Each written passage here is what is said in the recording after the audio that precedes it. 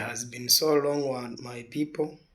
I have not been talking about this, but first, because today is that first of the year of 2025, nimedecide leo nitaongea. Mnaniuliza mbona mimi sipendi kwenda kwetu? Nimekaa sasa miaka 5 sijaenda kwetu.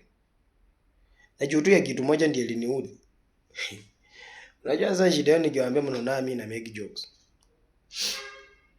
Imagine the year 2019 kama nimemaliza form 4 hapo hivyo. So nikawa natafuta ka hustle, najaribu kutafuta maisha. Alafu kuna matanga yalikuwa kwa kijiji. Sasa mimi hiyo matanga, by the way, kuna vitu hukuja abruptly sometimes, si ati ni kitu imepangiwa. For example, kama kifo mtu, si ati inakuanga imepangwa mtu atakufa hiyo siku, ati maybe community yake ndiye imepanga atakufa leo ama kesho. Hiyo ni kazi ya Mungu.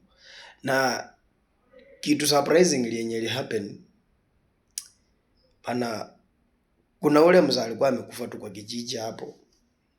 Alafu kwetu unajua ni msimu wa avocado zilikuwa zimeiva. Zilikuwa zimekomaa hivi. Mimi nilikuwa nimeweka avocado kama gunia moja hivi. Ndio at least nilikuwa nasema junior meza form 4 acha niende nitafute nazo saidi yaso. So nikachukua avocado zao. Hiyo wakati mzee venye alikufa na wakaharakisha tu matanga kwa haraka wanataka kuzika juu ya mambo na COVID-19. So ikawa mimi naye na hizo avocado zangu nikipita napeleka hapo kwa kasenda kasoko fulani hapo kwetu tunaitanga kama market, village market kadoka. So kufika hiyo sasa penye napita lazima kuna kanjia kanapita karibu na hiyo matanga kakienda soko. Sasa mimi nikapepa avocado zangu. Kufika hapo nikaona yenyewe kwa matanga kuna githeri. Nikaona hapo kwa matanga yenyewe watu wanakula githeri. Na mimi nimepepa avocado.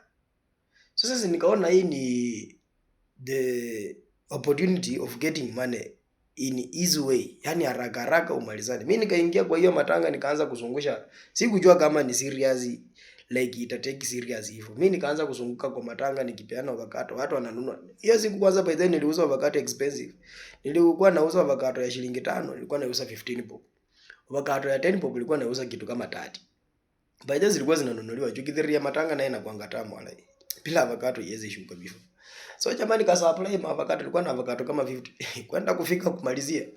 Kumbe nimefika penye chifu wako bwana. Chifu akaniona mimi na supply avocado. Akaniuza, umetuletea avocado kwa kusaidia kwa matanga ama? Nikasema hapana, nauza. Najaribu kutafuta biashara. Haki ya Mungu, chifu alinilima kofi. Alafu baadaye bana napata barua ananiambia tu ananiita kwa chifu. Assistant chifu kunipiga kofi na ananipeleka kwa chifu na bado ananiambia ati kesho nipatikane kwa chifu huko kwa ofisi ya chifu.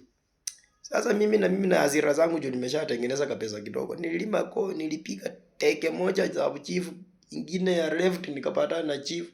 Hii ya mwisho nilipatananga na mkasa akaanguka na mimi nikatoka nyumbani nikaenda kabisa. Sasa nimeamua kukiri mbele ya kamera siku ya leo kwamba assistant chief na mkasa mnisamee, ninataka kurudi nyumbani. Tunaogopa nikirudi mnaweza nichapa. Hata sijui kama walikufuta kazi ama bado uko kazi. Mimi hata sijuangi kwetu.